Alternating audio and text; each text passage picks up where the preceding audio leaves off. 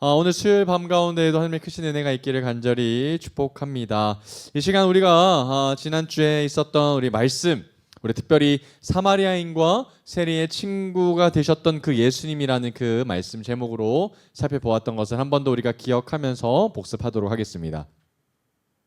지난주는 여러분들이 기억하시는 것과 같이 예수 그리스도께서는 이 땅 가운데에서 특별히 유대인으로부터 멸시와 조롱 그리고 천대를 받았던 사마리아인들과 세리에게 주님은 다가가셔서 그들을 품으시고 또 그들을 사랑하셨고 특별히 그들에게 구원과 그리고 그들에게 새로운 살 길을 보여주셨고 되어주셨다는 것을 여러분들이 잘 기억하실 겁니다. 정말 아무도 거들떠보지도 않았고 정말 아무도 사랑하지 않았던 그런 정말 낮은 자리에 있었던 사람들에게 예수 그리스도께서는 다가가셔서 사랑하셨고 그리스도의 사랑으로 그들을 채워주셨습니다. 이것이 바로 예수 그리스도께서 행하셨던 그 본질적 사명이셨습니다. 그리고 예수 그리스도께서의 본질적인 사명은 높은 자들, 권세 있는 자들, 힘 있는 자들만 그들에게 구원하셨던 것이 아니라 가장 낮은 자리에 있었던 그들에게까지 하나님의 사랑이 흘러가는 것, 이 땅에 무너진 정의와 공의가 예수 그리스도를 통해서 다시 세워지는 것이 그분의 본질적인 사명이었다는 것을 보게 되었지요. 그리고 이제 이어서 오늘은 예수 그리스도께서 이제 진짜 그분의 최종 사역, 바로 십자가 사건으로 오늘 우리가 들어가도록 하겠습니다. 여러분, 십자가 사건은 정말 예수 그리스도의 입장에서는 굉장히 중요하고 예수 그리스도께서 이 땅 가운데 오셨던 이유이기도 하죠. 예수님께서 십자가를 특별히 지시기 전 마지막 일주일 어간에 대해서 오늘 말씀을 통해서 살펴보게 될 텐데, 여러분이 일주일의 사건은 하나님께서 천지를 창조하셨을 때의 그 순간만큼이나 굉장히 중요합니다. 굉장히 비슷하고 굉장히 닮아 있는 모습을 좀 보게 되는데, 그 십자가 지시기 전에 일주일 그 밤 그 현장으로 오늘 같이 한번 좀 들어가 보도록 하겠습니다. 가장 먼저 예수님은 이제 예루살렘으로 이제 입성을 하게 되시는데, 예수님께서 예루살렘 성으로 들어가시게 되는 이유가 좀 명확히 있습니다. 여러분, 누가복음 13장 33절 우리 한번 같이 읽어보도록 하겠습니다. 누가복음 13장 33절 말씀입니다. 누가복음 13장 33절 말씀입니다. 그러나 오늘과 내일과 모레는 내가 갈 길을 가야 하리니 선지자가 예루살렘 밖에서는 죽는 법이 없느니라. 그러니까 예수님께서는 지금 선지자이시기 때문에 예루살렘에서 안에서 예수님의 마지막 그 십자가 사역을 감당하셔야지 그 성 밖에서 죽는 일이 없다라고 이제 말씀을 하셨습니다. 그러면서 이제 예수님은 죽으시러 가시는 여정이 바로 예루살렘에서 일어나게 될 것을 미리 예표로 보여주고 계시는 거죠. 여러분, 예수님은 이제 예루살렘 성으로 들어가셔서 이제 죽음의 길로 뚜벅뚜벅 걸어가시게 될 겁니다. 그리고 예루살렘 성으로 입성하시자마자 그분은 스가랴에서 예언되어졌던 말씀을 성취하시게 되는데, 그 말씀이 이제 마태복음에 나와 있습니다. 우리 마태복음 21장 우리 한번 찾아가 보겠습니다. 마태복음 21장 1절입니다. 마태복음 21장 1절 말씀입니다. 마태복음 21장 1절. 예수님께서는 예루살렘 성으로 입성하실 때 그때부터 바로 예수님은 스가랴에서 예언되어져 있던 예수님의 메시아 예언 말씀을 성취하셨던 것을 좀 보게 됩니다. 마태복음 21장 1절부터 쭉 한번 보도록 하겠습니다. 그들이 예루살렘에 가까이 가서 감람산 벳바게에 이르렀을 때 예수께서 두 제자를 보내시며 이르시되 너희는 맞은편 마을로 가라. 그리하면 곧 매인 나귀와 나귀 새끼가 함께 있는 것을 보리니 풀어 내게로 끌고 오라. 자, 두 마리죠. 첫 번째는 매인 나귀와 그 다음에 나귀 새끼입니다. 두 마리가 있습니다. 3절이죠. 만일 누가 무슨 말을 하거든 주가 쓰시겠다 하라. 그리하면 즉시 보내리라 하시니 이는 선지자를 통하여 하신 말씀을 이루려 하심이라 일렀으되, 바로 이 선지자가 누구죠? 스가랴 선지자입니다. 그러니까 스가랴 선지자를 통해서 예언되어져 있던 그 말씀이 이제 성취가 되어졌다는 것을 우리가 보게 되죠. 5절입니다. 시온 딸에게 이르기를 내 왕이 내게 임하나니 그는 뭐하여서? 겸손하여서 나귀 곧 멍에 매는 짐승의 새끼를 탔도다 하라 하였느니라. 여러분, 그러면 예수님이 명확하게 나귀 새끼를 타셨던 이유가 뭐라고 나와 있어요? 겸손하기 때문에. 한번 밑줄 그어보겠습니다. 겸손하기 때문에. 여러분, 예수 그리스도께서 이 땅 가운데 겸손의 왕이라고 칭함을 받습니다. 바로 이 대목 때문이거든요. 그러니까 가장 왕 중의 왕이시고 가장 대우를 받으셔야 되고 가장 존귀하신 그분이 이 땅 가운데 오셔서 정말 멋져 보이는 흰 백마를 타고 오는 것이 아니라 정말 천하디천한 짐꾼의 역할을 하는 그 나귀를 타고 왔다는 것이 이해가 되지 않았다는 겁니다. 그래서 겸손하시다라는 것을 여기서 대목을 갖고 왔게 됐는데, 여러분, 만약에 예수님이 나귀를 타시지 아니하고 커다란 말을 타고 오셨다면 어떻게 됐을까요? 훨씬 더 위험이 있었을 겁니다. 그러면 좋았겠죠. 그러나 그렇게 되면 문제가 하나 있습니다. 어떤 문제가 있을까요? 예수님의 그 인기를 실감하기 위해서 막 사람들이 다가가려고 하는데 큰 말이면 다가가기가 어렵습니다. 특별히 어린아이와 노인들은 다가가면 위험하죠. 그래서 여러분, 나귀를 타고 갔을 때는 그 누구든지 어린아이와 어른들과 노년에까지 예수님을 누구보다도 가까이 가서 예수님을 만지면서 예수님을 찬양하고 호산나라고 얘기할 수 있었다라는 거죠. 6절입니다. 제자들이 가서 예수께서 명하신 대로 하여서 나귀와 나귀 새끼를 끌고 와서 자기들의 겉옷을 그 위에 얹음에 예수께서 그 위에 타시니 무리의 대다수는 그들의 겉옷을 길에 펴고 다른 이들은 나뭇가지를 베어 길에 펴고 앞에서 가고 뒤에서 따르는 무리가 소리 높여 이르되 뭐라고 얘기합니까? 호산나 다윗의 자손이여 찬송하리로다. 주의 이름으로 오시는 이여 가장 높은 곳에서 호산나 이렇게 찬양하고 이렇게 막 예수님을 이렇게 얘기했다는 거예요. 10절, 예수께서 예루살렘에 들어가시니 온 성이 소동하여 이르되, 이건 막 정신없이 지금 핫 이슈가 됐다는 겁니다. 이는 누구냐 이렇게 하거늘 11절, 무리가 이르되 갈릴리 나사렛에서 나온 선지자 예수라. 이렇게 무리가 증언을 하고 있는 장면을 좀 보게 됩니다. 여러분, 여기서 보면 예수님께서 뭘 메고 간다라는 이야기를 하고 있는데 5절에 보면 이런 표현이 나와요. 그는 겸손하여서 나귀 곧 뭘 메요? 멍에죠. 동그라미 쳐볼까요? 멍에. 짐입니다. 그러니까 멍에, 짐을 매는 짐승의 새끼를 탔다는 거예요. 그러면 그 위에 예수님이 타셨다라는 말은 결국 그 모든 짐들을 누가 대신 짊어지실 거라는 얘기예요? 바로 예수님이시죠. 그러니까 짐을 싣고 옮겨 다니는 이제 역할을 하는 나귀 새끼를 타신 이유가 여기에 또 담겨져 있습니다. 그러면서 사람들이 막 이렇게 찬송하고 있는 장면이 좀 나와요. 그런데 여러분, 여기서 보면 새로운 이제 단어가 나오는데 그게 바로 어떤 단어예요?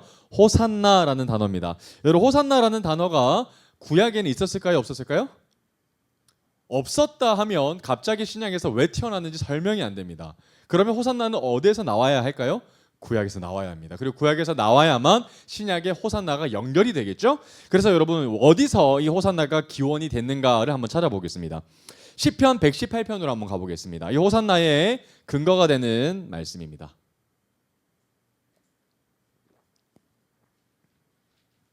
시편 118편 25절입니다. 그리고 호산나가 무슨 뜻이죠? 호산나, 주님을 찬양합니다 이런 뜻일까요? 그렇지는 않고 주여 우리를 구원하소서라고 얘기하는 단어가 바로 호산나입니다. 자, 바로 이 호산나라고 굉장히 비슷한 단어가 어디에서 이제 파생이 되는가 봤더니 시편 118편 25절 이렇게 나오죠. 여호와여 구하옵나니 이제 뭐 하소서? 구원하소서. 이때 단어 쓰여진 이 히브리어 원어를 보면 호시아나라는 단어를 씁니다. 호시아나, 호시아나, 호시아나 이렇게 얘기하는 거예요. 그런데 이 단어가 신약으로 넘어가면서 단어의 반음이 이제 바뀌어지게 되고, 그래서 호시아나가 호산나로 이제 바뀌어졌다라는 것이 신학자들의 해설입니다. 그러니까 이제 구원하소서라는 단어가 바로 이 호산나의 어근이 되는 말이거든요. 그러니까 여호와여 우리가 구하옵나니 이제 형통하게 하소서라는 그 말씀의 배경이 바로 이 신약 시대에 누구를 통해서 성취가 된 거예요? 호산나 다윗의 자손으로 오신 예수 그리스도를 통해서 성취가 되는 장면이 된다라는 겁니다. 여러분, 여기서 11절에 보면 예수님을 또 선지자라고 설명했던 무리들의 이야기가 있습니다. 그러니까 사람들이 너무 소동하고 막 소문에 일어서 막 도대체 이 예루살렘 성에 무슨 일이 있길래 이렇게 떠들썩하느냐라고 바리새인들이 물어보니까 사람들이 뭐라 그러는 거예요? 예수가 왔다라고 얘기하는데 거기에 예수에 대한 설명이 뭐라고 나와 있어요? 11절에 보면 아까 선지자라고 적어놨지 않습니까? 이 사람들이 왜 예수님을 선지자라고 얘기했는가 봤더니 말씀 때문이죠. 그리고 신명기 한번 찾아가 보겠습니다. 신명기 18장 15절 말씀입니다. 신명기 18장 15절 말씀. 그러니까 사람들이 예수님을 보고 명확하게 이분은 선지자이시다라는 것들을 이제 알았다는 건데 왜 알았는가 봤더니 신명기 18장 15절을 가보면 예수님이 선지자라는 가능성에 대한 근거 말씀이 있기 때문이죠. 신명기 18장 15절 가보면 모세의 예언이 나옵니다. 내 하나님 여호와께서 너희 가운데 내 형제 중에서 너를 위하여 누구 같은 나와 같은 선지자, 그러니까 모세와 같은 선지자가 하나 주님께서 다시 일으켜 주실 거야. 너희는 그의 말을 뭐해라? 듣게 될 것이다 라고 했을 때 이 모세가 예언했던 모세와 같은 선지자는 바로 누구라는 겁니까?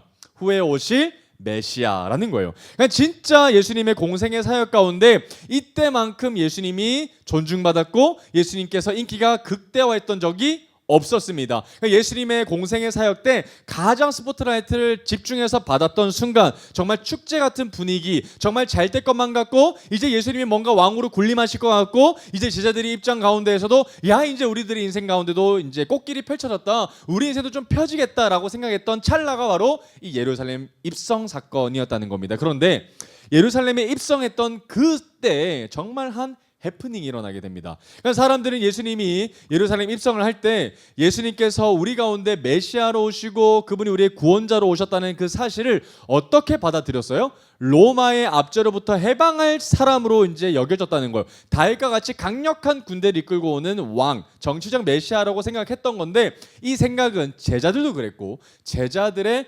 어머니도 그랬다는 것을 성경을 통해서 볼 수 있습니다. 그때 일어났던 한 해프닝을 좀 보겠습니다. 마태복음 20장으로 한번 가보죠. 마태복음 20장 20절 말씀입니다.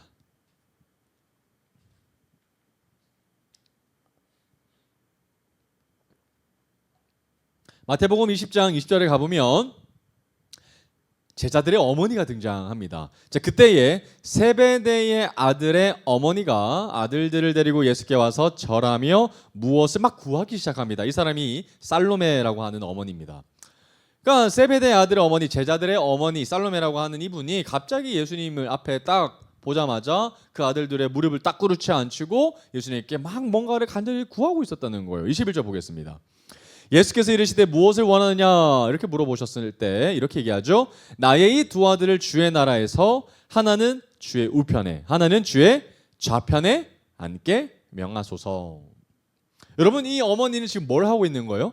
치맛바람하고 있습니다. 그리고 특별히 자신의 두 아들을 데리고 하나는 좌의정 하나는 우의정 이렇게 해달라고 한 자리 꿰차게 해달라고 이렇게 예수님께 청탁을 하고 있는 장면을 보고 있습니다. 답답한 장면이죠. 해프닝입니다. 22절 보겠습니다. 예수께서 대답하여 이르시되 너희는 너희가 구하는 것을 알지 못하는도다. 내가 마시려는 잔을 너희가 마실 수 있느냐? 그들이 말하되 할 수 있나이다. 여러분 지금 예수님께서 받으시는 그 잔, 마시려고 하셨던 그 잔이 어떤 잔입니까? 하나님의 진노의 잔이거든요. 그런데 그 잔을 너희도 마실 수 있냐? 이렇게 물어봤을 때 제자들이 뭐라고 얘기합니까? 감히 우리도 할 수 있다라고 얘기했다는 거예요. 아무것도 알지 못하는 어리석은 제자들의 모습을 우리가 좀 보게 됩니다.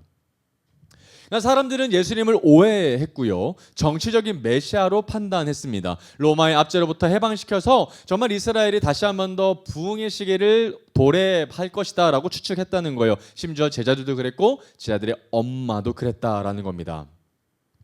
자 이제 그러면 이 상황 가운데에서 예수님을 싫어하는 무리들이 이제 좀 등장을 해야 할 겁니다. 왜냐하면 예수님은 이제 일주일 뒤면 십자가에 달리시기 때문이라는 거예요. 그래서 이제 시간대별로 하나하나 좀 살펴보도록 하겠습니다. 이제 요한복음 11장으로 한번 가볼게요. 요한복음 11장 47절 말씀입니다. 예수님께서 본격적으로 어떤 행동을 했을 때 바리새인과 같은 사람들 또 사두개인이나 이런 여러 가지 산헤드린 공회원들이 예수님을 실질적으로 공격을 하게 되고 죽이려고 계획을 했는가? 그 사건이 어떤 사건인지 한번 보겠습니다.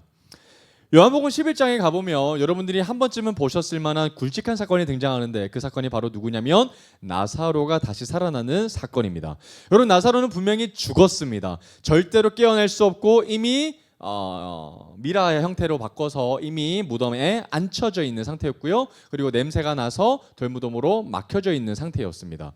절대로 다시 일어설 수 없고 다시 생명이 날 수 없었던 나사로를 주님은 단 한마디 말씀으로 살려주셨죠. 나사로를 다시 살려나게 하신 이후에 어떤 일이 벌어지는가 봤더니 47절 한번 보겠습니다. 47절 자, 사람들이 뭘 하는가 한번 보십시오. 이에 대제사장들과 바리새인들이 뭘 모아요? 공회. 자, 또 공회. 여러분 이제 정치가 이제 펼쳐지는 거예요. 그러니까 여러분들이 이제 정치 뉴스가 이제 펼쳐진다 생각하시고 이제 성경을 좀 읽어보면 잘 이해가 되실 겁니다. 공회가 펼쳐지는데 여러분 공회가 있다라는 말, 정치의 회의가 열린다라는 말이 있다면 누가 있다는 말일까요? 의원들이 있다라는 말이에요. 그죠? 이 의원이 누구냐면 바로 산헤드린 공회 의원들입니다. 그리고 이 조직은 바로 산헤드린 공회입니다. 여기에 대해서는 제가 좀 뒤에 가서 설명을 좀 하겠습니다. 자, 공회를 소집해요. 그러니까 회의가 열려졌습니다. 지금으로 말하면 국회의원이라고 생각하시면 될 것 같아요.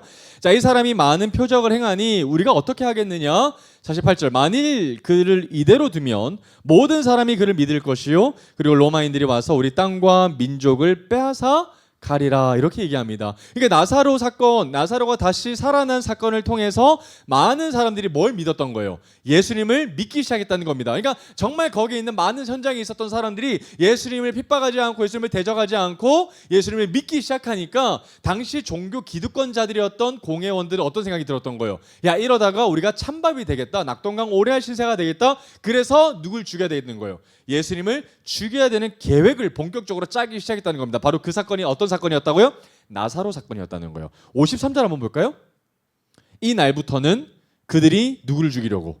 바로 이 사건입니다. 그러니까 나사로가 살아난 사건 때문에 예수님이 죽으신다는 겁니다. 그러면 예수님이 이 사건을 통해서 결국 이 사람들이 나를 죽게 할 거라는 것을 알아야 몰라요? 다 아십니다. 그러면 예수님은 나사로를 살리는 순간 내가 죽을 것이라는 걸 알아야 몰라요? 다 아시죠? 그렇다면 명확하게 나사로를 살리시고 누가 그 무덤에 들어가신 거예요? 내가 들어가신 거죠. 예수님이 들어가신 거예요. 뭘 바꾸신 거예요? 생명과 죽음을 바꾸신 거죠. 이게 복음입니다, 여러분. 예수님은 자신이 죽을 것을 다 알고 계셨어요. 그리고 내가 죽음을 선택할 때 나사로가 살아날 것을 아셨습니다. 아셨는데 그분이 하셨던 것, 그것이 바로 복음이라는 거예요. 내가 죽어야 할 자리에, 내가 누워있어야 할 그 무덤의 자리가 예수님의 자리로 바뀌고 예수님의 그 생명의 자리에 내가 가는 것, 이것 바로 자리 교환이 복음이라는 것이죠. 그리고 이제 어떤 사건이 펼쳐지는가 봤더니 이제 여러분들이 한 번쯤은 꼭 들어보셨을 만한 이야기입니다. 바로 성전을 청결하게 하시는 사건이 그 뒤에 이어서 이제 드러나게 됩니다. 여러분 마태복음 20장으로 한번 가보겠습니다. 마태복음 20장 12절에서 13절까지 보겠습니다.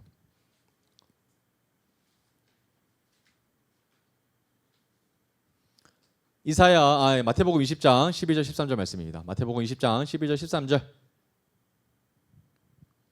이사야 56장 7절에 기원이 되는 말씀을 지금 예수님이 언급하시는 장면이 나오는데 한번 보겠습니다. 예수께서 성전에 들어가서 성전 안에서 매매하는 모든 사람들을 내쫓으시며 돈 바꾸는 사람들의 상과 비둘기 파는 사람들의 의자를 둘러 엎으시고 그들에게 이르시되 기록된 바 내 집은 기도하는 집이라 일컬음을 받으리라 하였거늘 너희는 강도의 소굴을 만드는도다 하시니라. 여러분 제가 명확하게 좀 기억이 나는데 제가 한 20살 때쯤에 저의 담당 청년부 목사님께서 이 본문을 가지고 설교했던 것이 기억이 납니다. 그때는 무엇이 잘못됐는지 전혀 알지 못했지만 그 목사님이 뭐라고 이 말씀을 설명해 주셨냐면 예수님도 화내실 때가 있다. 예수님을 화내게 하면 안 된다. 그리고 예수님이 한번 화내시면 채찍으로 우리를 때릴 수 있다. 조심하셔야 된다라는 이야기가 저는 지금도 기억에 명확하게 남습니다. 여러분 그 이야기의 핵심이 아니죠. 예수님이 왜 이렇게 화가 나셨는지가 더 중요한 이유입니다. 여러분 왜 지금 예수님이 성전에 딱 들어가셨을 때 뭘 보신 거예요? 예수님이 성전에 들어가서 처음 보셨던 장면은 어떤 장면입니까? 성전 안, 여긴 성전 안이 어디죠? 성전의 뜰, 이방인을 위한 뜰입니다. 그러니까 뜰에 딱 들어가셨는데 뭘 보셨던 거예요? 거기 안에서 매매, 거래를 하고 있는 장면을 좀 보셨던 것 같아요. 그런데 그 사람들을 보자마자 그 즉시 내쫓으시고 또 노끈을 만드셔서 막 채찍질 하시고 막 사람들을 책상하고 있었던 거래 현장을 덮어버리시죠. 그러면서 예수님이 이렇게 말씀하십니다. 내 집은 기도하는 집이라고 이사야를 통해서 하나님 말씀하시지 않았느냐. 그런데 너희는 뭘로 바뀌었다는 거예요? 강도의 소굴로 바꾸었다라고 얘기하는 겁니다. 그러면 여기에서 강도의 이 장소가 강도의 소굴이라고 한다면 그 거래를 행했던 주체자들은 뭐가 되는 거예요? 강도가 되는 거예요.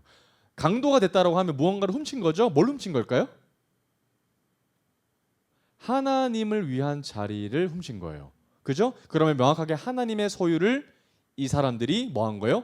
훔쳤다라고 지금 예수님이 증언하고 계신다는 겁니다. 여러분, 예수님이 지금 성전 안에서 이방인의 뜰에서 지금 성전 거래하는 것을 굉장히 싫어하고 분노해 하십니다. 여러분, 그런데 당시 한번 생각해 보면 성전 안에서 이 매매 거래를 하게 됐던 배경은 처음부터 나빴던 의도는 아니었어요. 왜냐하면 이스라엘 전역에서 사람들이 이 비둘기도 가지고 와야 되고 양도 가지고 와야 됐는데 너무 먼 사람들은 그게 가지고 오기가 어려웠죠. 가지고 왔다가 또 동물이 죽을 수도 있고, 그래서 급하게 물건을 사야 되는 사람들이 있었기 때문에 그 안에서 이제 거래 장소가 조금씩 형성이 됐는데, 지금의 모습은 그 사람들을 위해서 벌어진 판이 아니라 어떤 판이라는 거예요.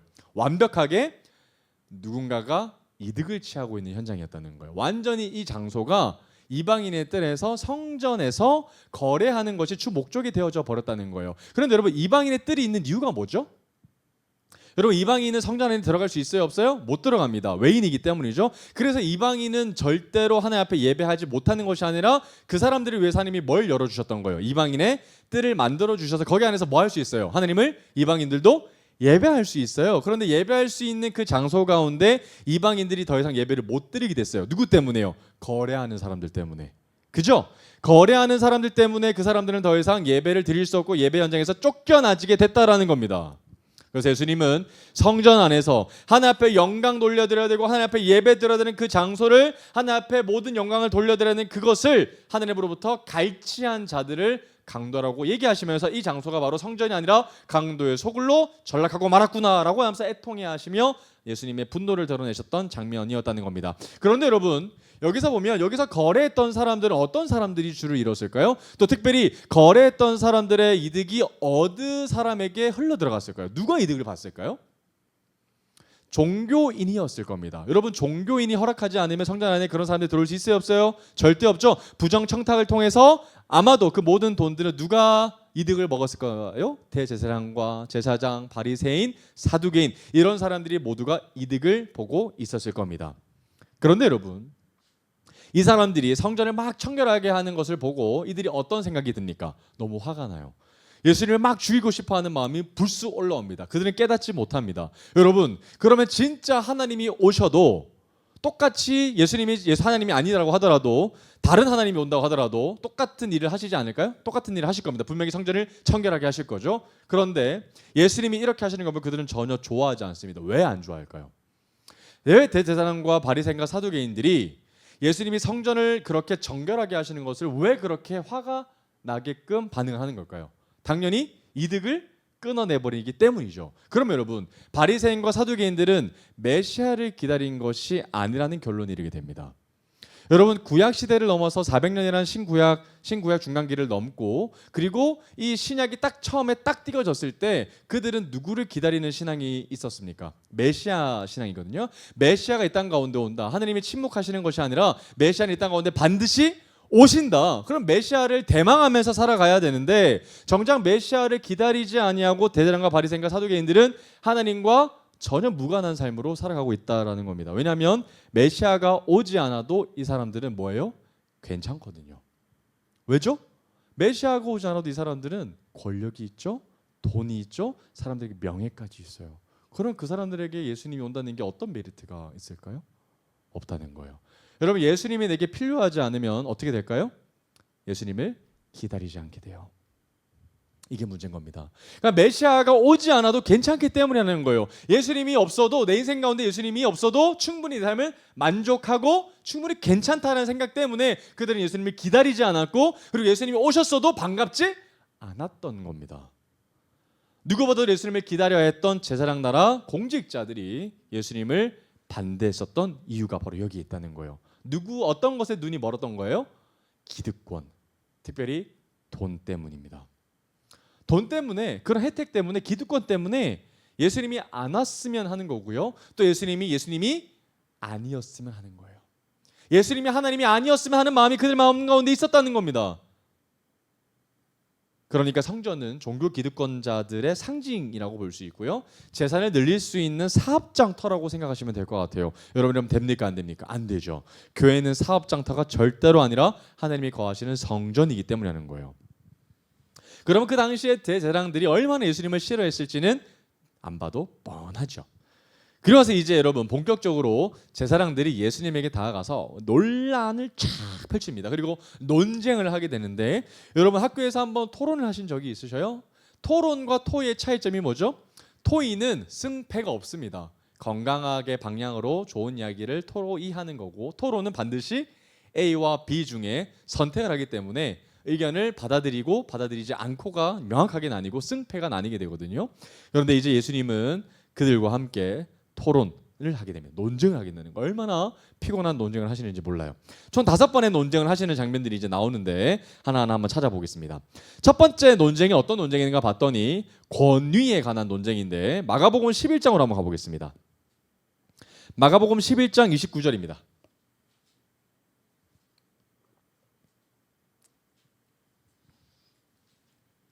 마가복음 11장 29절 30절 말씀입니다.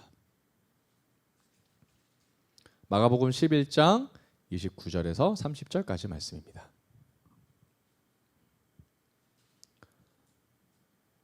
자, 뭐라고 나오죠? 예수께서 이르시되 나도 한 말을 너에게 물으리니 대답하라. 그리하면 나도 무슨 권위로 이런 일을 하는지 이르리라. 여러분 지금 무슨 말을 하는가 봤더니 거기에 있었던 바리새인과 사두개인들 정치 기득권자들이 예수님께 물어봤던 거예요. 당신은 무슨 권위가 있길래 이런 말을 하느냐? 당신은 무슨 권위가 있길래 이렇게 행동하느냐라고 이제 따지는 거예요. 그때 예수님이 이렇게 얘기하시는 거예요. 내가 한 가지 질문을 할 텐데 너희들이 대답하면 나도 그 권위에 대해서 설명해 줄게라는 장면이 나오는 거예요. 먼저 되물어 보신다는 거예요. 예수님이 뭐라고 물어보시는가 봤더니 30절이에요. 요한의 세례, 여기서 요한은 세례 요한이거든요. 그러니까 세례 요한의 세례가 하늘로부터 하나님이 인정하셨던 세례냐 아니면 자기가 스스로 인정했던 자타 공인의 사람의 판단했던 그런 세례 정도의 수준이냐라고 지금 예수님이 물어보셨다는 겁니다. 그러니까 하나님이 인정하신 선지자였느냐 아니면 사람들에게만 인정받았던 사람의 육의 선지자였느냐 이렇게 한번 너희들이 판단해봐라 라고 얘기했다는 거예요. 그런데 여러분 이 질문이 그들에게 아주 치명적이었습니다. 왜냐하면 만약에 하늘로부터 인정을 하면 세례 요한이 뭘 인정했죠? 저분을 보고 예수님을 보고 뭐라 그랬어요? 보라 세상 죄를 지고 가는 하나님의 어린 양이다. 그러니까 하나님이 보내신 선지자가 하나님이 보내셨다라고 하는 분이 바로 예수가 되기 때문에 그들은 결국 예수님을 하나님의 아들로 인정하게 되는 꼴이 되는 거예요. 그러면 하늘로부터 왔다라고 절대로 인정할 수 없죠. 그러나 그렇다고 해서라도 사람으로부터 인정했다, 사람에게만 인정받았던 선지자라고 얘기하기는 너무 큰 문제가 있었습니다. 왜냐하면 그 당시에 정말 많았던 사람들이 세례 요한에게 세례를 받았고 세례 요한을 지지하기 때문에 그렇다는 거예요. 그래서 만약에 이때 사람으로부터만 인정받았던 선지자였다라고 얘기한다면 제사장들과 바리새인들은 사람들의 폭동을 감당했어야 했던 거예요. 그러니까 A와 B 중에 어떤 것도 선택하기가 어려웠던 겁니다. 그래서 예수님의 이 질문을 듣고 뭐라고 얘기하는가 한번 보십시오. 아주 비겁합니다. 33절 보겠습니다. 뭐라고 얘기하죠? 이에 예수께 대답하여 이르되 우리가 알지 못한다. 여러분 이렇게 치사하게 발뺌하는 모습을 보게 됩니다. 아주 곤란한 질문이기 때문에 그렇다는 거예요. 그래서 예수께서 이르시되 나도 무슨 권위로 이런 일을 하는지 너에게 안 말할 거야 라고 얘기하시는 장면으로 예수님이 이기시는 장면이 나왔죠. 자, 두 번째 논쟁 한번 보겠습니다. 두 번째 논쟁이 어떤 논쟁인가 봤더니 이제 마가복음으로 한번 가볼게요. 마가복음 12장 13절 말씀입니다. 마가복음 12장 13절. 그럼 두 번째 논쟁은 어떤 논쟁인가 봤더니 세금에 관한 논쟁이에요. 정말 여러분들이 한 번쯤은 들어보셨을 만한 이야기입니다. 마가복음 12장 13절에서 17절. 자, 그들이 예수의 말씀을 뭐하려? 자, 의도가 뻔합니다. 책 잡으려고 오는 거죠. 공경에 빠뜨리고 죽이려고 하기 위해서 오는 겁니다. 바리새인과 헤롯단 중에서 사람을 보내매 와서 이르되 똑똑한 사람 보냈겠죠? 말 잘하는 사람 보냈을 겁니다. 선생님이여 우리가 안 오니 당신은 참되시고 아무도 꺼리는 일이 없으시니 이는 사람을 메모로 보지 않고 오직 진리로서 하나님의 도를 가르치심이니이다. 가이사에게 세금을 바치는 것이 옳으니까 옳지 않아니까. 여러분 진짜 무섭습니다. 여러분 바리새인 중에서도 젊고 아주 탁월하고 똑똑하고 교묘한 사람을 보낸 거예요. 그러니까 어떻게 얘기합니까? 예수님을 한번 딱 칭찬하고 뒤에 치명타를 날리는 질문 한번 던졌죠. 이 질문이 바로 뭐예요? 가르침이니다. 예수님 잘 칭찬합니다 하면서 그런데 가이사에게 세금을 바치는 것이 옳습니까? 아니면 옳지 않습니까? 대답하시오. 이렇게 질문을 하고 있다는 거예요. 아주 교묘합니다. 15절 우리가 바치리까 말리까 한데 예수님이 겁박하기 시작하죠. 그때 예수께서 그 외식함을 아시고 이르시되 어찌하여 나를 시험하느냐 그러면서 예수님이 대답을 하시는 장면이 나옵니다. 데나리온 하늘을 가져다가 내게 보이라. 동전 하나를 달라고 하시죠. 16절입니다. 가져왔거늘 예수께서 이르시되 이 형상과 이 글이 누구의 것이냐 이르되 가이사의 것이니이다. 이에 예수께서 이르시되 이렇게 얘기하시죠. 유명한 말씀입니다. 가이사의 것은 가이사에게, 하나님의 것은 하나님께 바치라 하시니 그들이 예수께 대하여 매우 놀랍게 여기다라. 이번에도 예수님이 승리하셨습니다. 여러분, 만약에 예수님이 가이사에게만 바쳐라 하면 어떤 문제가 펼쳐져요? 그 당시에 로마의 압제에 있었던 이스라엘 백성들이 예수님을 메시아라고 생각했어요. 그런데 당시에 로마가 엄청난 과중하게 세금을 지우고 있었는데 가이사에게 세금을 바치는 게 정당하다라고 얘기만 한다면 이 사람들은 하나님에게 드릴 재물이 없다면 그들은 정말 시험에 빠지게 될 겁니다. 그리고 내가 메시아라고 생각했던 사람을 메시아로 따를 수 없게끔 실족해 되는 일이 생길 수 있겠죠. 반대로 하나님에게만 바쳐야 한다라고 얘기하셨다면 이 사람은 로마로부터 반역자라는 프레임을 씌워서 제사장이 바로 로마의 관청에 신고하러 갔을 겁니다. 그런데 예수님은 그들의 교묘한 술책 가운데 넘어지지 아니하시고 오히려 그들을 쫓아내시는 장면이 나오게 되죠. 자, 이번에는 세 번째 논쟁입니다. 세 번째 논쟁은 부활에 관한 논쟁인데요. 그 밑에 바로 이어서 나옵니다. 마가복음 12장 전체가 논쟁에 의한 이야기입니다. 그래서 여러분 마가복음 12장을 읽을 때는 야, 예수님 정말 피곤하셨겠다. 어떻게 이렇게 침 빠지게 싸우셨을까라는 생각들을 한번 읽어보시면 생각하고 읽으시면 재밌습니다. 마가복음 12장 18절입니다.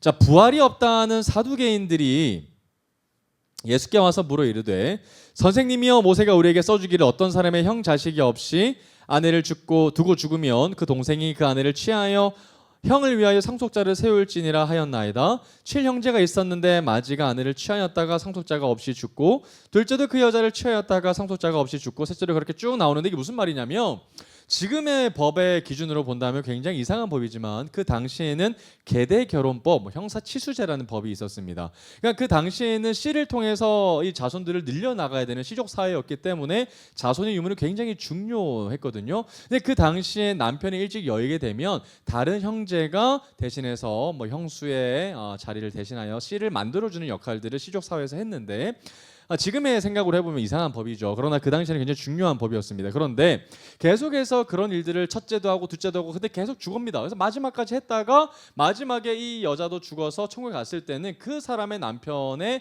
모습은 누가 되겠습니까? 누가 진짜 그녀의 남편이 될 수 있겠습니까? 라고 물어보는 장면이 나옵니다. 굉장히 애매한 질문이고 어떻게 하면 예수님을 진짜 공경에 빠뜨릴 수 있을 것 같은 질문인데 여러분 이 질문에는 아주 이상한 오류가 있습니다. 어떤 오류가 있을까요? 이 질문 자체가 오류가 있어요. 왜냐하면 이 일은 언제 가정한 일입니까? 부활 때입니다. 그런데 사두개인은 뭘 안 믿어요? 부활을 안 믿어요. 그런데 부활 뒤에 날 일들에 대해서 논쟁하고 있다는 것 자체가 아주 웃긴 일이라는 거예요. 이해되시죠? 예수님이 뭐라고 얘기하신가 한번 보십시오. 그러니까 당시에 사두개인들이 굉장히 자존심 상하는 질문들인 줄 자기도 모르고 하고 있다는 겁니다. 그러면서 24절 예수께서 이르시되 너희가 성경도 하나님의 능력도 알지 못함으로 오해하고 있다라고 얘기하고 계셔요. 25절 그런데 설명해 주시죠. 사람이 죽은 자 가운데서 살아날 때에는 장가도 없고 시집도 없다. 결혼하는 관계가 아니다. 모두가 같은 형제 자매다라고 얘기하시면서 하늘에 있는 천사들과 같이 그렇게 살아갈 거지 너희들이 이 땅에서 했던 그런 결혼의 관계가 없을 것이다라고 하나님이 분명히 설명해주고 오해를 풀어주고 계시는 장면이 있습니다. 그러면 사두개인들은 뭘 믿은 꼴이 돼버려요? 예수님의 말씀 때문에 부활을 믿은 꼴이 돼버립니다. 왜냐하면 사두개인들은 천사도 믿지 않아요. 그래서 천사들과 같다라는 말은 사두개인들이 굉장히 분노했을 포인트였을 겁니다. 자, 그러면서 이제 쭉 조금 더 26절, 27절에서 예수님이 모세 얘기하면서 조금 더 설명해 주시는 장면이 나오고요. 넘어가겠습니다. 자, 네 번째 논쟁이 어떤 논쟁인가 보면 네 번째는 율법에 관한 논쟁입니다. 계속해서 그 말씀 뒤에 28절부터 쭉 나와요. 마가복음 12장 28절부터 보면 그때 누가 한 사람이 와요. 누가 오냐면 서기관 중에 한 사람이 오거든요. 그러니까 그들이 변론하는 것을 듣고 나도 변론해봐야지 하면서 오는 거예요. 그러니까 예수님 진짜 피곤하시는 장면이거든요. 지금 예수께서 잘 대답하신 줄을 알고 나와 예수님 좀 대답하네? 쉽지 않은 사람인데 그럼 내가 한번 나가보겠어 이런 얘기인 거예요. 자, 나와 묻되 모든 계명 중에 첫째가 무엇입니까? 라고 이렇게 물어보는 거예요. 그러면서 예수님이 대답하시죠. 첫째는 이것이니 이스라엘아 들으라. 주 곧 우리 하나님은 유일한 주시라. 30절 내 마음을 다하고 목숨을 다하고 뜻을 다하고 힘을 다하여 주 너희 하나님을 사랑하라 하신 것이요. 둘째는 이것이니 내 이웃을 내 자신과 같이 사랑하라 하신 것이라. 이보다 더 큰 계명이 없느니라. 여러분 이건 신명기 말씀에 대한 이야기거든요. 그런데 이 사람이 이거 물어본 의도가 뭘까요? 예수님이 뭐 아나 물어본 거예요? 구약 말씀 잘 아나 모르나 테스트한 거예요. 이해되시죠? 여러분 이 질문을 받았을 때 예수님이 얼마나 어이가 없었겠습니까? 네가 나를 뭘로 보고 유대인 다 아는 그 신명의 말씀을 나한테 물어봐? 가장 기초적인 그 계명을 나한테 물어봐? 그런데 예수님이 화내시지 않으시고 뭐 하셔요?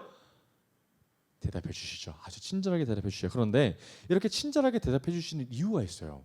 한번 볼게요. 32절 말씀입니다. 서기관이 이르되 선생님이요 옳소이다 라고 얘기합니다. 맞아요 선생님. 하나님은 한 분이시요 그 외에 다른 이가 없다 하신 말씀이 진짜 맞습니다. 또 마음을 다하고 지혜를 다하고 힘을 다하여 하나님을 사랑하는 것과 또 이웃을 자기 자신과 같이 사랑하는 것이 전체로 드리는 모든 번제물과 기타 제물보다 낫는 것도 맞습니다. 사무엘상에 나와 있는 말씀도 맞습니다. 34절 근데 어떤 일이 벌어지는가? 예수께서 그가 지혜 있게 대답함을 보시고 이르시되 네가 하나님의 나라에서 멀지 않도다 하시니 그 후에 감히 묻는 자가 없더라. 여러분 이 사람의 서기관의 이 답변을 통해서 예수님이 뭘 축복해 주신 거예요? 네가 하나님 나라 가운데 굉장히 가깝다라고 하면서 구원에 대한 이야기들을 풀어주시고 있는 장면입니다. 그러면서 예수님이 그래서 예수님이 아주 친절하게 아주 기초적인 질문에 대해서도 답변을 이렇게 해주셨구나 한 사람을 위해서 말이죠. 자 마지막으로 다섯 번째 논쟁 보겠습니다. 다섯 번째 논쟁이 뭐냐면 그리스도의 신분에 관한 논쟁입니다. 우리 마태복음으로 한번 가볼게요. 마태복음 22장으로 한번 가보겠습니다.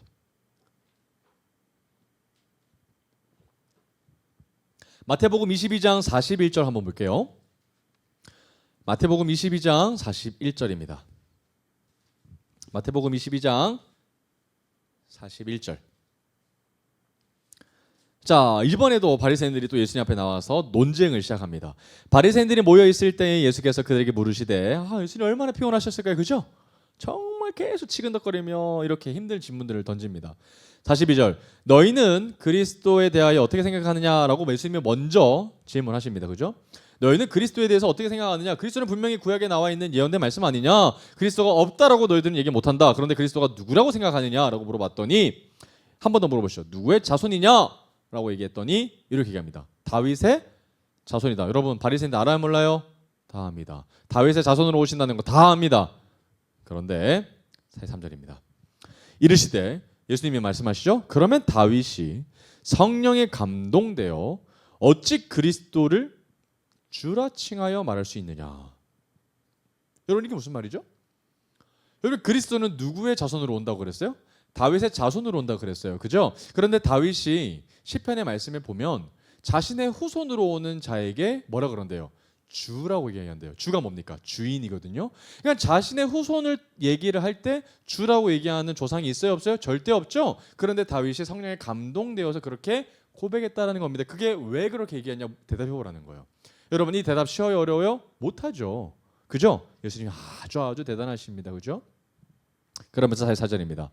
주께서 내 주께 이르시되 내가 내 원수를 내 발 아래 둘 때까지 내 우편에 앉아 있으라 하셨도다 하였느냐?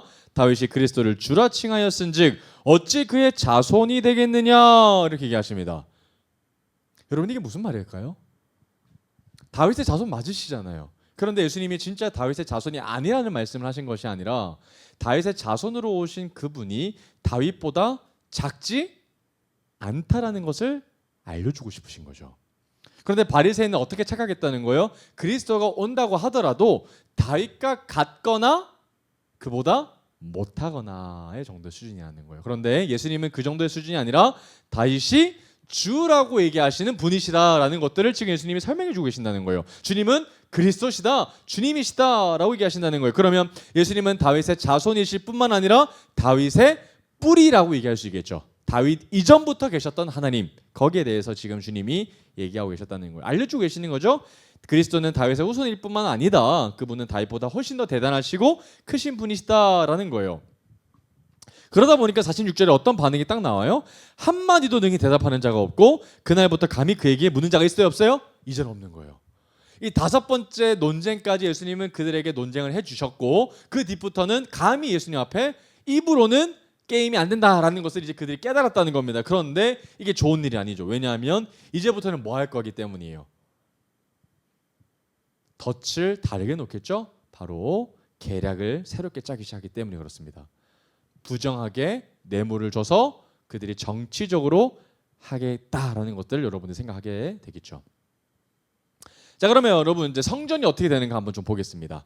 자, 누가복음 19장으로 한번 가보겠습니다. 누가복음 19장 41절, 44절.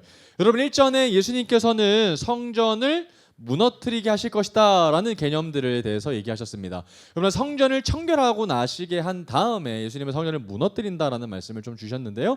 여러분 성전을 무너뜨린다라고 했을 때 가장 싫어할 사람들이 누굴까요?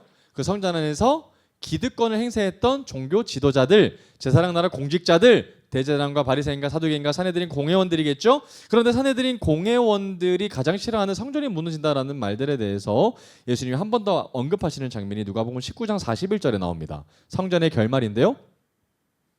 자, 가까이 오사 성을 보시고 오시며 예루살렘 성을 보시고 예수님 우셔요. 이르시되 너도 오늘 평화에 관한 일을 알았더라면 좋을 뻔하였거니와 지금 내 눈에 숨겨줬도다. 날이 이를지라 때가 온다는 거예요. 내 원수들이 토둔을 쌓고 너를 둘러 사면으로 가두고 또 너와 및 그 가운데 있는 내 자식들을 땅에 메어치며 돌 하나도 돌 위에 남기지 않으니 성전이 뭐 한다는 거예요? 무너질 거라는 겁니다. 그런데 여러분 예루살렘 성전 한번 무너졌던 적 있어요 없어요?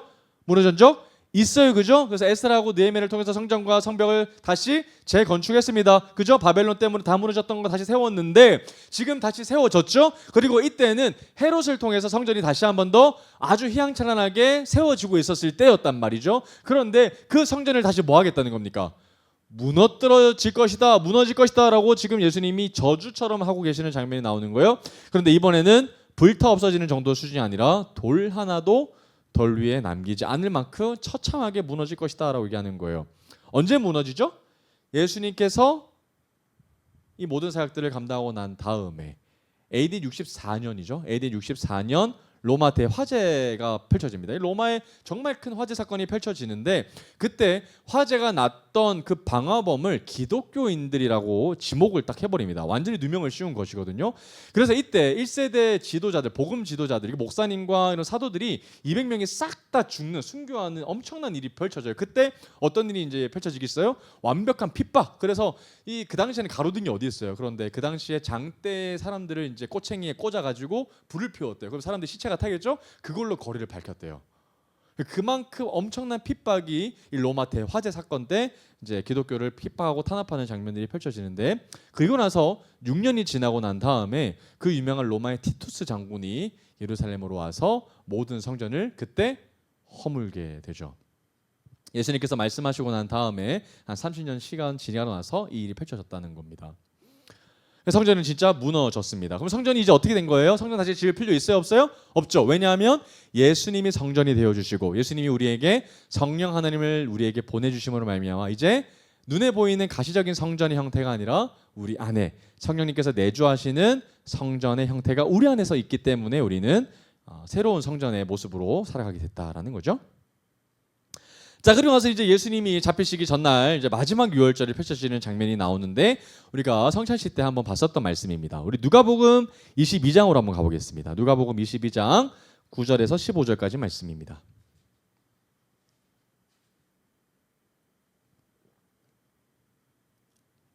누가복음 22장 9절에서 15절. 여기가 이때가 저희가 배웠었던 마지막 유월절 첫 번째 성찬식에 해당되는 본문입니다. 그죠? 자, 여짜오되 어디서 준비하기를 원하시니까 이때가 이제 유월절 시즌이라서 그래요. 왜죠? 하나님의 아들이신 그분이 하나님의 어린 양으로 오시기 때문에 유월절 어린 양으로 죽게 되기 때문이죠. 10절 이르시되 보라 너희가 성내로 들어가면 물 한 동이를 가지고 사람을 만날 거다. 그가 들어가는 집으로 따라 들어가서 그 집 주인에게 이르되 선생님이 내게 하는 말씀이 내가 내 제자들과 함께 유월절을 먹을 객실이 어디 있느냐 하시더라 하라. 그리하면 그가 자리를 마련한 큰 다락방을 보이리니 거기서 준비하라 하시니 그들이 나가 그 하신 말씀대로 만나서 유월절을 준비하니라. 마지막 유월절이에요. 때가 이름에 예수께서 사도들과 함께 앉으사 15절 이르시되 내가 고난을 받기 전에 너희와 함께 이 유월절 먹기를 원하고 원하였노라. 이제 뭐 하고 있는 거예요? 예수님이 유월절 마지막 유월절을 지켜주시면서 이제 성찬식으로 이어지시는 장면이거든요. 그러니까 이 날을 예수님께서 성찬식을 하는 것을 기다리고 기다릴 정도로 너무 갈구하셨다는 거예요. 예수님이 성찬식 하고 싶어서 너무 기다리셨다는 거예요. 왜 그렇죠? 성찬식을 통해서 뭘 체결하셨기 때문에 새 언약이죠. 왜죠? 옛 언약으로 너희들이 살아가는 이전의 삶이 끝났고 이제 하나님의 어린 양 예수 그리스도의 보혈의 피를 통해서 이제 너희들이 뭐로 들어간다? 새 언약의 길로 새로운 백성으로 들어가게 될 것이다. 더 이상 구약의 5대 제사를 통해서 너희들이 하나님 앞에 서게 되는 것이 아니라 바로 나 예수 그리스도를 통해서 너희들은 예배하게 될 것이고 하나님 앞에 서게 될 것이야. 십자가가 유일한 길이 될 것이야 라는 이야기가 바로 이 날이기 때문에 그렇다는 겁니다. 그래서 좀 비교해보면 이 유월절 이때까지 1500년 동안 지속되어졌던 이 유월절 시스템은 이 날을 기념하라였어요. 그죠? 그러니까 유월절만 되면 누구를 기념해야 돼요? 예수님을 기념해야 돼요. 그런데 성찬식으로 넘어오면서 신약시대 이후에는 더 이상 유월절을 기념하는 것이 아니라 누굴 기념해야 돼요? 예수님을 기념해야 되는 거예요. 그래서 우리가 성찬식을 유월절 때만 하는 거 아니죠? 우리는 유월절 지키지 않아요. 누굴 지키는 겁니까? 예수님의 날을 기념하면서 성찬식을 하는 자들인 거죠. 그래서 이 날을 기념하라 해서 나를 기념하라로 이제 개념이 바뀌었어요. 그리고 여러분 제사랑 나라 5대 제사가 있었습니다. 그죠? 대사랑 나라에서 드렸던 그 5대 제사가 이제 드려야 되는 거예요? 안 드려야 되는 거예요? 드릴 필요 있어요? 없어요? 없어요. 누구 때문에요? 예수님 때문이죠. 그래서 이제 예배가 오직 예수님을 통해서만 드리게 되는 거죠. 그죠? 5대 제사 더 이상 필요 없습니다. 뭐 속죄제, 속건제, 소제, 범제 이런 거 다 필요 없어요. 오직 예수 그리스도를 통해서만 예배로 모든 것이 변경된 거죠. 그리고 제사랑 나라 시스템 가운데 기름이 너무 중요했어요. 관유, 기름. 제사랑 나라 가운데에서 대제랑 가운데 머리에 기름 붓는 게 너무 중요했는데 이제 그게 뭐로 바뀐 걸까요? 예수님의 보혈로 바뀐 거죠. 우리는 예수 그리스도의 보혈로 뿌림을 받은 자들입니다. 여러분 그러면 제사랑 나라 공직자들이 누구였어요? 제사랑 나라 시스템을 유지하기 위해서 그 제사를 도우려고 했었던 따로 뽑힌 자들이 누구였습니까? 아론과 그의 직계 자녀들이었고 그리고 그 자들을 도와서 만들어진 시스템이 레위 지파였죠. 그 레위 지파는 따로 일을 하지 아니하고 공직자들의 삶으로서 공무원이 돼서 월급 받는 사람들이었죠. 그러면 이제 더 이상 레위인 필요 있어요 없어요? 없어요. 왜? 성전 시스템이 필요 있지 않으니까. 그죠? 모든 사람들이 성전에 있으니까. 그러면 이제 제사장 나라에서 하나님 나라로 돌아왔다면 더 이상 하나님 나라 가운데 공직자들이 없어진 걸까요? 아닙니다. 이제 새로운 나라의 하나님 나라 공직자들 누굴까요? 바로 우리들이죠. 누굽니까? 그리스도인들이에요. 그리스도인들이 다 성전이 되어져 가는 거죠. 우리가 에베소서에 있었던 말씀처럼 예수 그리스도가 친히 모퉁이 돌이 되어 주셨으니 우리가 함께 지어져 가는 존재가 되어 준 거죠. 함께 예수님과 함께 교회를 세워가고 성전을 세워가는 사람, 제사장 나라의 공직자가 하나님 나라의 공직자에서는 이제 그리스도인들이 되어졌다라는 것으로 여러분들이 정리해 주시면 됩니다. 이제 나는 하나님 앞에 파트타임으로 서 있는 자가 아니라 나는 하나님 앞에 풀타임으로 서 있는 하나님 나라 공직자들이다. 저뿐만이 아니라 여러분 모두가 하나님 나라에 쓰임받는 그리스도인들이라는 거죠. 그리스도인은 파트타임 없습니다, 여러분. 자, 그리고 이제 산헤드린 공회 재판이 이제 시작됩니다. 여러분 아까 제가 공회가 열렸다 그랬어요. 그리고 그 공회 이름이 뭐라 그랬죠? 산헤드린이라고 얘기했습니다. 산헤드린은 그 당시에 그 공회 조직 시스템의 이름이었어요. 그러면 여러분 산헤드린 공회가 언제부터 시작됐는지를 한번 제가 좀 설명을 해보겠습니다. 산헤드린 공회원의 멤버들이 누가 있었냐면 가장 중요한 사람은 대제사장이었어요. 대제사장의 공신력이 가장 중요했고 그다음에 제사장이 중요했고요. 바리새인과 사두개인 그리고 서기관 그리고 심지어 장로들까지도 여기에 들어갔습니다. 그래서 이 모든 사람들이 백성의 대표가 돼 선출이 되어져서 몇 명을 이루는가 봤더니 71명의 숫자를 이뤘습니다. 그러니까 71명이 공회가 이루어질 때마다 한 장소에 모여서 뭐 해야 돼요? 회의를 해야 됩니다. 그죠? 안건이 올라오면 투표, 찬반 투표해서 통과 시스템을 올리는 겁니다. 왜 이렇게 시스템을 만들어진 거예요? 백성 모두가 함께 의견을 개진할 수는 없기 때문이죠. 지금도 우리가 마찬가지로 정치인들을 내세워서 그들이 의견을 판단하게끔 하고 우리는 누구만 선택하면 되는 거예요.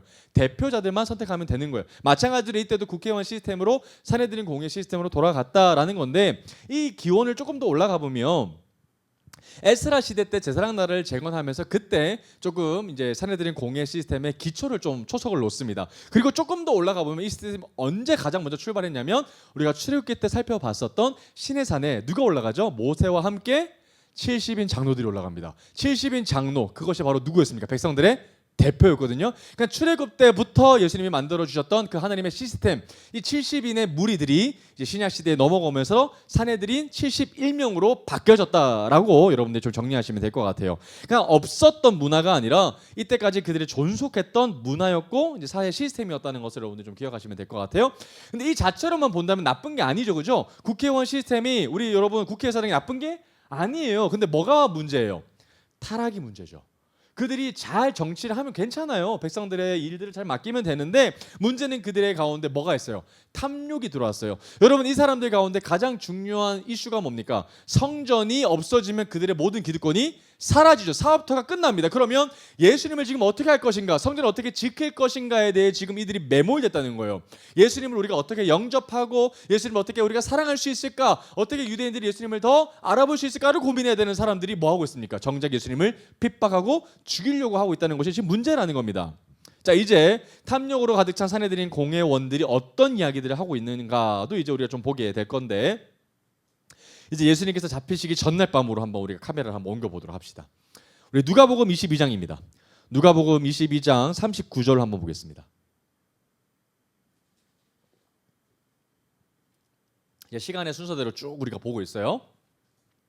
누가복음 22장 39절 말씀입니다. 자, 이제 전날 밤인데 예수께서 나가사 뭘 따라? 습관을 따라 기도하러 가시죠. 습관, 기도는 여러분 습관입니다. 습관을 따라서 감난산에 가심에 제자들도 따라갔더니 그곳에 이르러 그들에게 이르시되 유혹에 빠지지 않게 뭐해라? 기도해라. 기도 안 하면 유혹에 빠집니다. 그죠? 그래서 습관에 따라서 기도해야 되는 거예요. 41절 그들을 떠나 돌 던질 만큼 가서 무릎을 꿇고 기도하여. 예수님이 얼마만큼 떨어지는 거예요? 돌 던질 만큼이면 예수님의 기도 소리가 들릴까 안 들릴까요? 들립니다. 멀리 떨어진 거 아니에요? 그런데 제자들은 그 정도밖에 안 떨어져 있는데 골아 떨어지게 될 겁니다. 42절 이르시되 뭐라고 기도하시는가 봤더니 아버지여 만일 아버지의 뜻이거든 이 잔을 내게서 옮기시옵소서. 그런 내 원대로 마시옵고 아버지의 원대로 되기를 원하나이다. 이렇게 하시면서 순종하시기 위해 주 앞에 기도하시는 장면을 보게 됩니다. 그래서 43절 천사가 하늘로부터 예수께 나타나 힘을 더하더라. 예수께서 힘쓰고 애써 더욱 간절히 기도하시니 땀이 땅에 떨어지는 핏방울 같이 되더라. 자, 말씀하실 때에 한 무리가 오는데 누가 와요? 배신자가 나오죠. 가룟 유다가 등장합니다.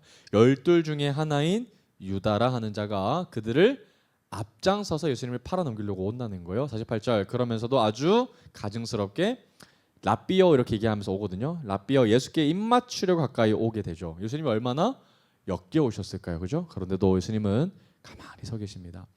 예수께서 이르시되 유다야 내가 입맞춤으로 인자를 파느냐 이렇게 하시니 49절 그의 주위 사람들이 그 된 일을 보고 여짜오되 주여 우리가 칼로 치리까 이렇게 하고 그 중에 한 사람이 대제사장의 종을 말고라는 사람인데요. 그 사람의 귀를 탁 쳐서 귀를 잘라버리죠. 그런데 51절 충격적인 장면이 나와요.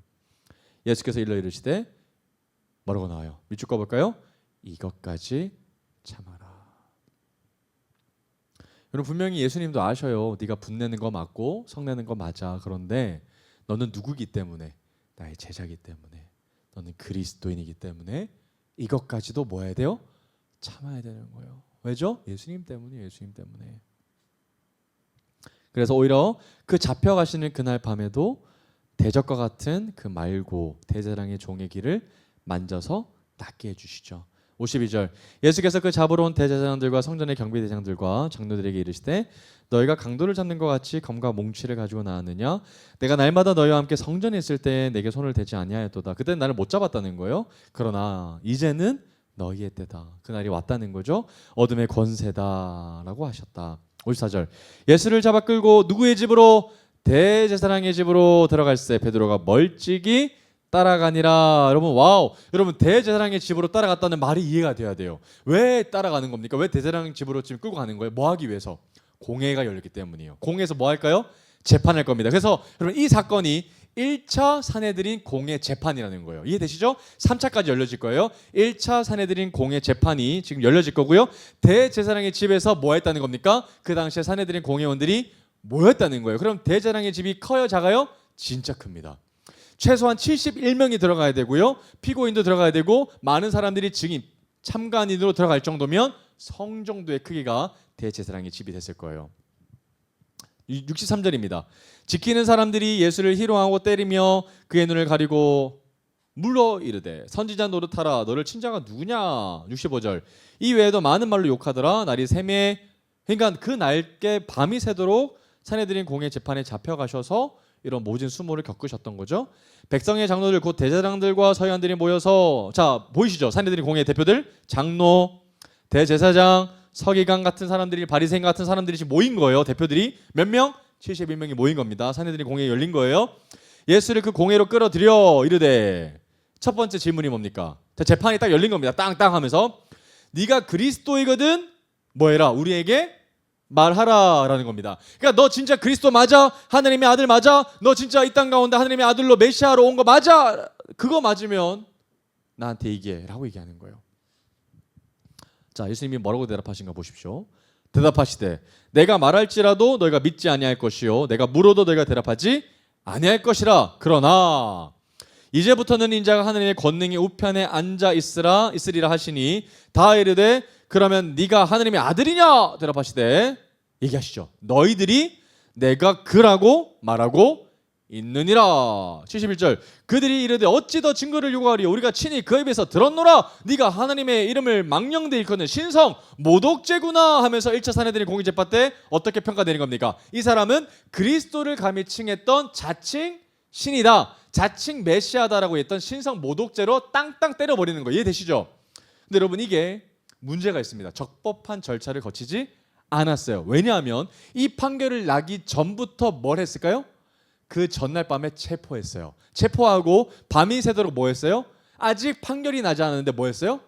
구타했어요. 이거 적법한 절차 아니에요? 그죠? 그리고 한 번의 변명과 항의도 없이 그냥 신성 모독죄로 낙인이 찍혀 버리고 말았습니다. 이 사건 여러분 재판이 이렇게 빨리 되지 않아요. 엄청난 길게 시간이 늘어져야 되는데 불과 몇 시간 만에 예수님이 신성 모독죄로 땅땅 하고 찍혀져 버렸다. 아주 계획적이었다는 거예요. 그런데 여러분 바리새인과 제사장 어떤 산헤드린 공회원들의 입장에서는 예수님이 그리스도가 아니길 바란다고 제가 분명히 말씀드렸습니다. 왜죠? 예수님을 기다리지 않았기 때문이고 예수님이 하나님이시면 너무 부담스럽기 때문이고 지금 타이밍 때 안 오는 게 훨씬 더 내가 이 땅 가운데 살아가는 것이 행복하기 때문이라는 거예요. 그래서 여러분 이 땅의 신약 시대가 딱 열리고 나서 한번 똑같이 먼저 이 사람이 진짜 그리스도인가 아닌가 헷갈렸을 때가 있어요. 누가 왔을 때 그런 일들이 있었어요?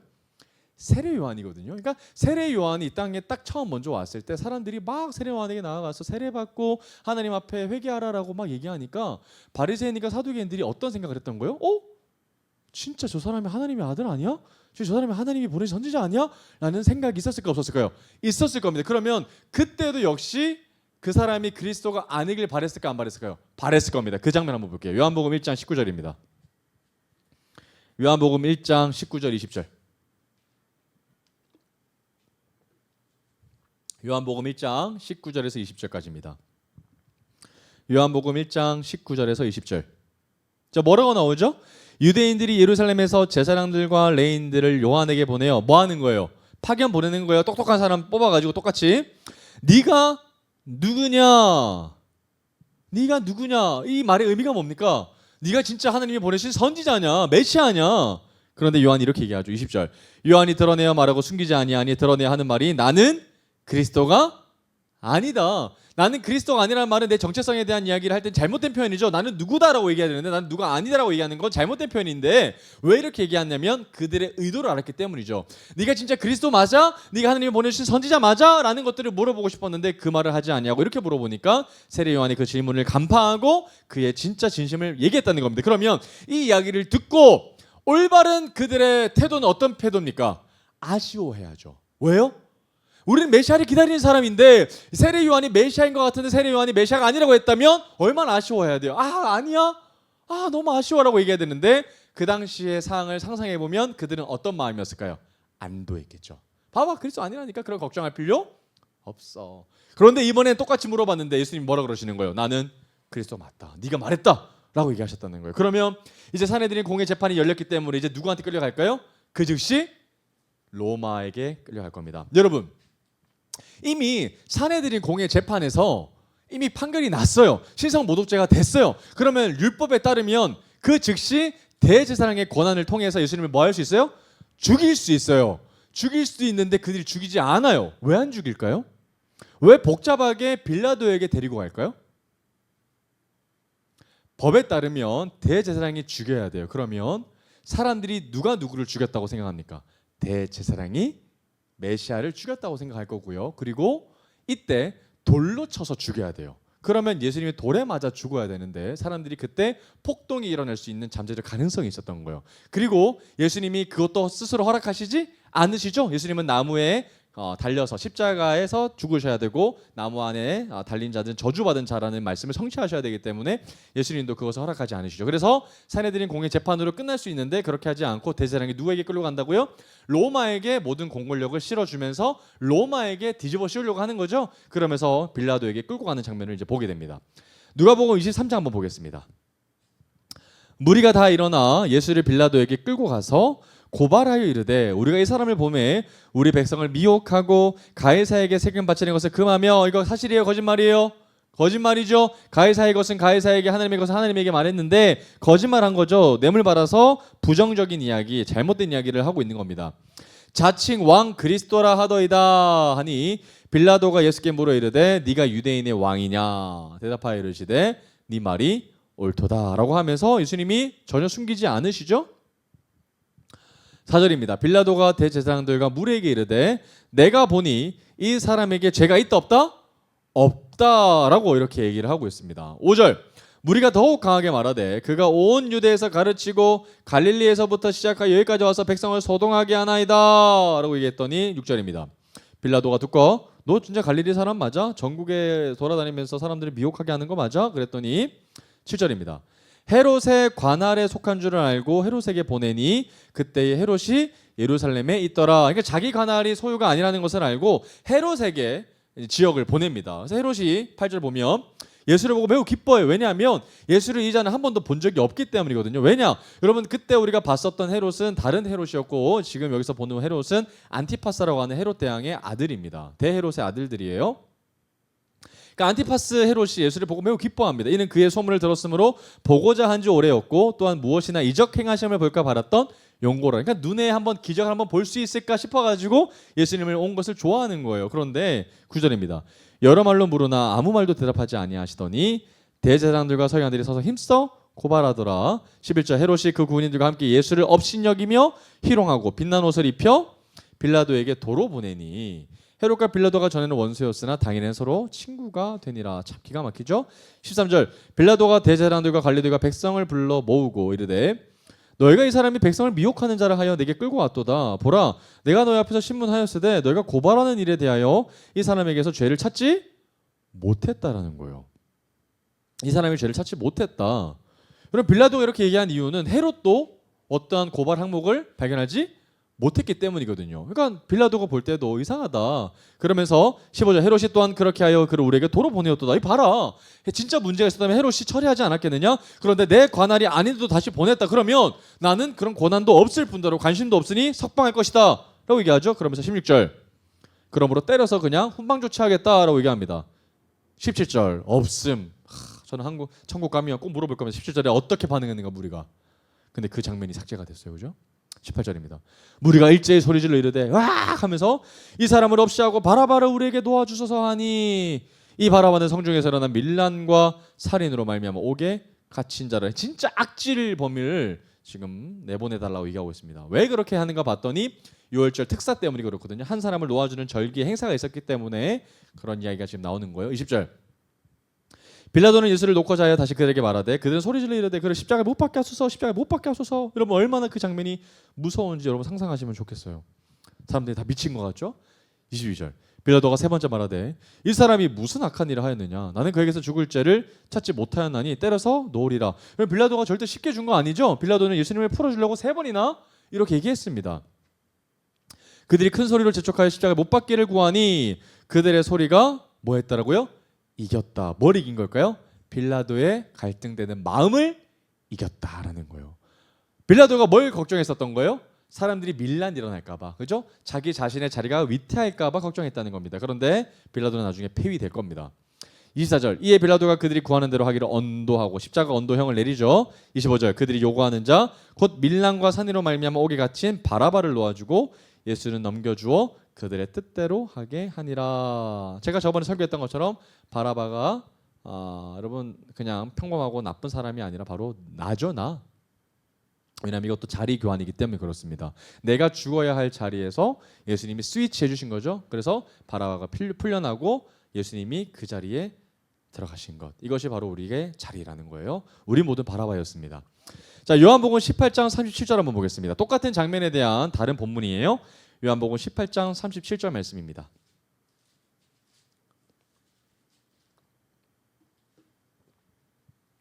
요한복음 18장 37절. 빌라도가 이르되 그러면 네가 왕이 아니냐? 예수께서 대답하시되 네 말과 같이 내가 왕이다라고 분명히 얘기하시죠. 내가 이를 위하여 태어났으며 이를 위하여 세상에 왔나니 곧 진리에 대하여 증언하려 함이로라. 무릇 진리에 속한 자는 내 음성을 듣느니라. 마찬가지로 진리를 듣다 보면 예수님이 누구이신지를 아는 거예요. 왕이시라는 것을 알게 될 겁니다 라고 얘기하는 거죠. 왜 그렇죠? 양은 목자의 음성을 알기 때문이죠.